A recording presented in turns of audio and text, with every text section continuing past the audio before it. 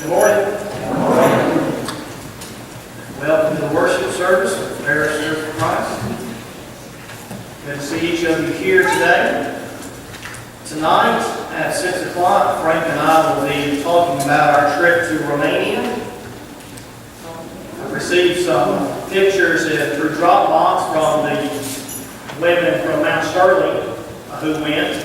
And it looks like between all of us adults, we took about 500 pictures while we're over there. We'll whittle those down to maybe 10% of them, 40 or 45 or so. We'll talk about the trip and show pictures and so forth. So I invite you to be back tonight at 6 o'clock.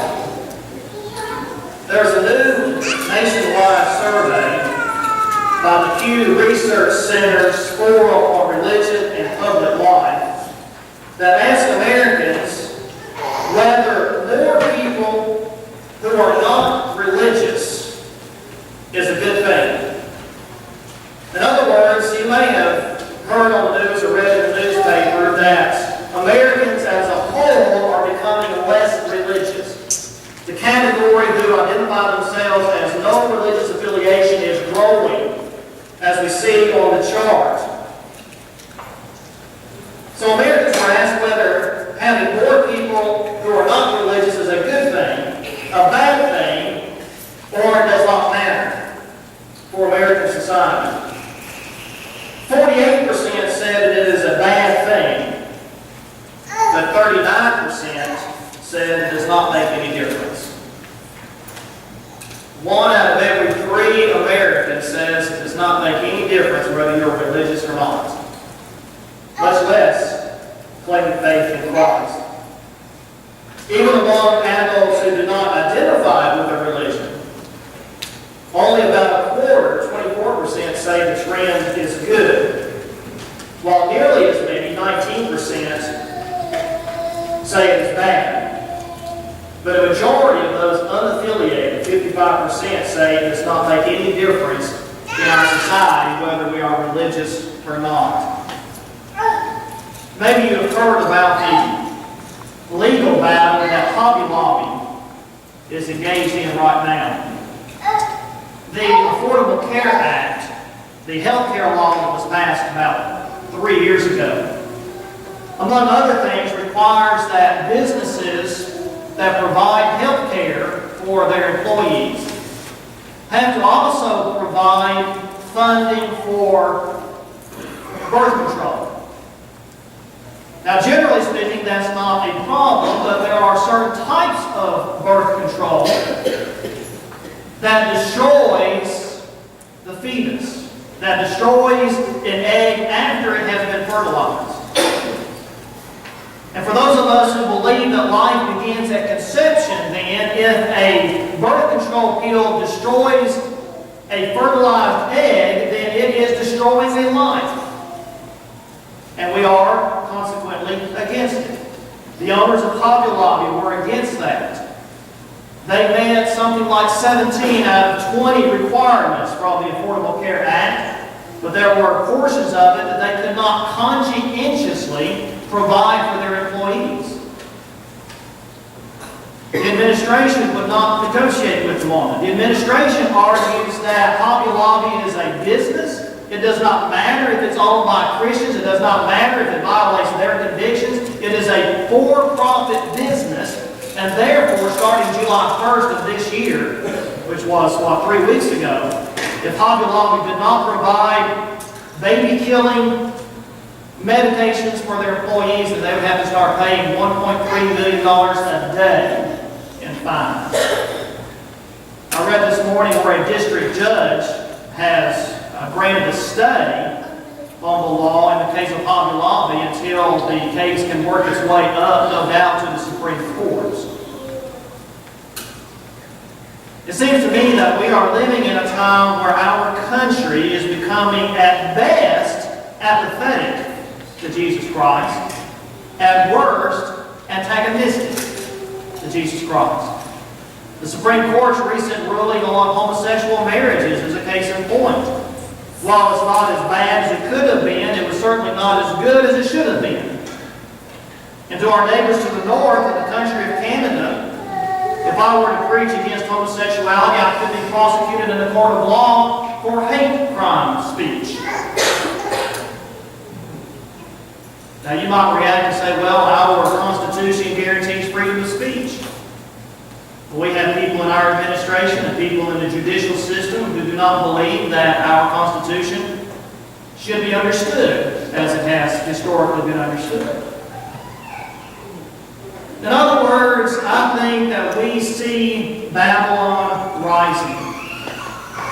And by that I mean we see a sentiment rising in our country that, again, is at best indifferent to Christianity and indifferent to Jesus Christ.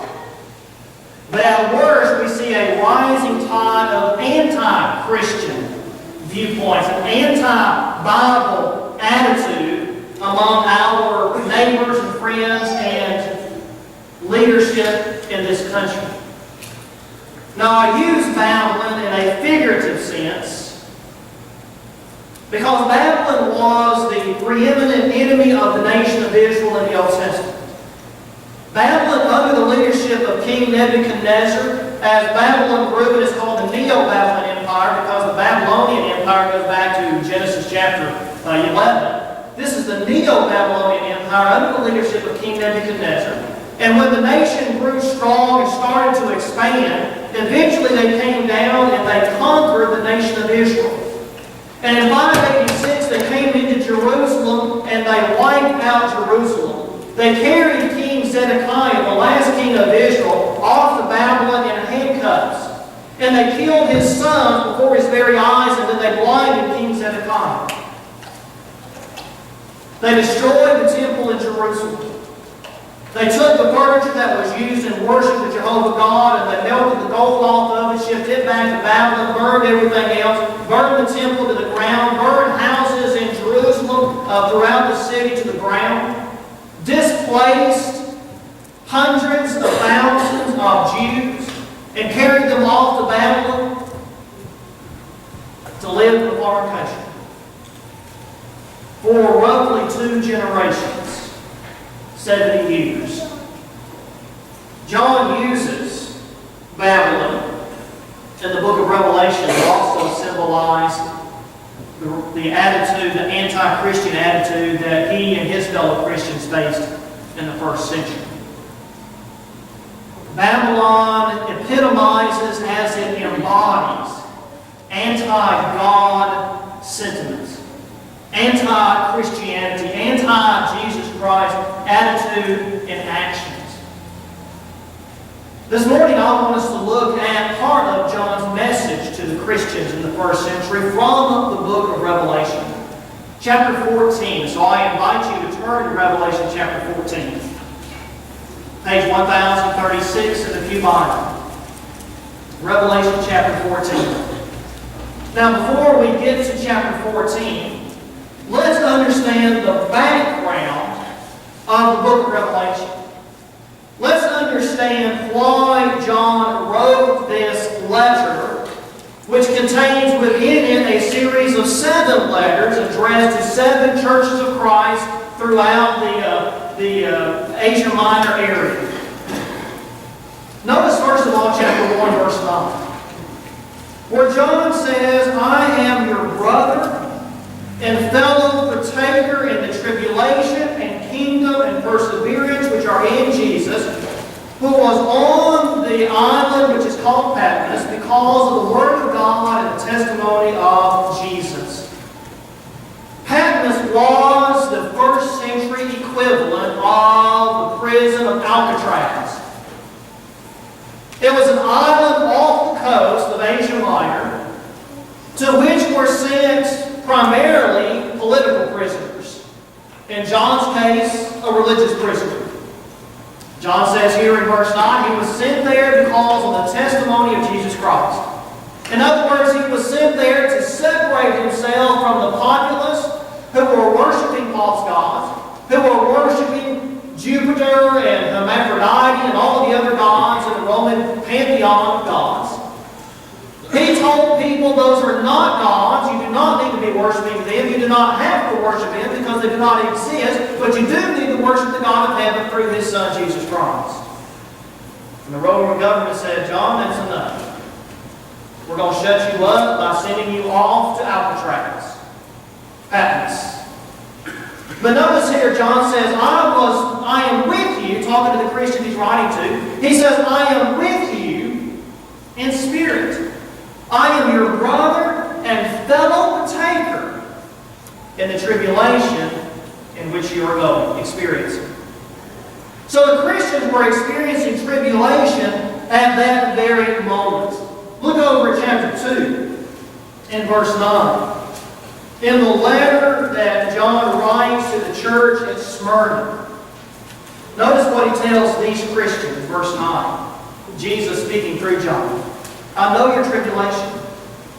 I know what you're going through. I know your poverty. But in fact, you are rich. Of course, spiritually speaking. And the blasphemy of those who say they are Jews and are not, but are a synagogue of Satan. The Jews, of course, did not want Christianity to exist. The Jews were losing members to Christianity. And if they could have an opportunity to sign with the Roman government, the Roman Empire, to shut Christians up, they would gladly do it. The Roman Empire implemented certain laws.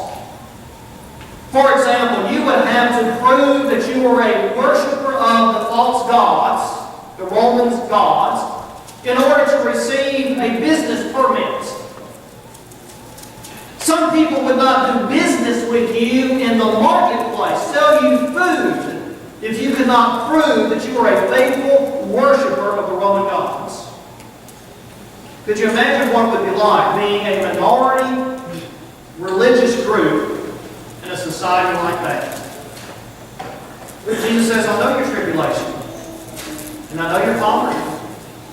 But notice what he says in verse 10 of this chapter 2. Do not fear what you are about to suffer. In other words, they're going through tribulation. He says it's going to get worse. But do not fear. Behold, the devil is about to cast some of you into prison so that you will be tested. And you will have tribulation for a short period of time. 10 days, let's say. But be faithful until death, even if it means death, is what that means. And I will give you the crown of life. And so Jesus tells his followers here, stay faithful. You are going to experience some bad things, and it's going to get worse. But stay faithful. Notice the church at Pergamum in verse 13. We have an example of a Christian who in fact was killed for his faith. John is simply imprisoned on the island of Alcatraz, on the island of Patmos. But in the church at Pergamum, Jesus says, I know where you dwell, where Satan's throne is, and you hold fast my name. And you did not deny my faith, even in the days of Antipas, my witness, my faithful one, who was killed among you where Satan dwells. I think it would be hard for me and you to imagine living in the country in which we live. It would be hard for us to imagine what it would be like. If we were living in Rome at that time, we could not worship in a building like this. Church buildings did not come along until the late 300s. We would be worshiping underground in the catacombs where they buried people. Or we would be worshiping in our homes. And it would be hard to imagine worshiping in such a small group, 20 people maybe. How many people can you fit in the average living room? And a Roman soldier would come to the door, knowing that we worship on the Lord's Day on Sunday. And he would come to the door and say, what are you doing here? What are you going to respond? We're worshiping Jesus Christ. Well, let me just drag one of the men that you highly respect, one of your leaders, maybe one of your elders, maybe the preacher. I'm going to take him and put him in prison. And you're never going to see him again. And let me warn you that if you don't stop worshiping this Jesus, you're going to follow him.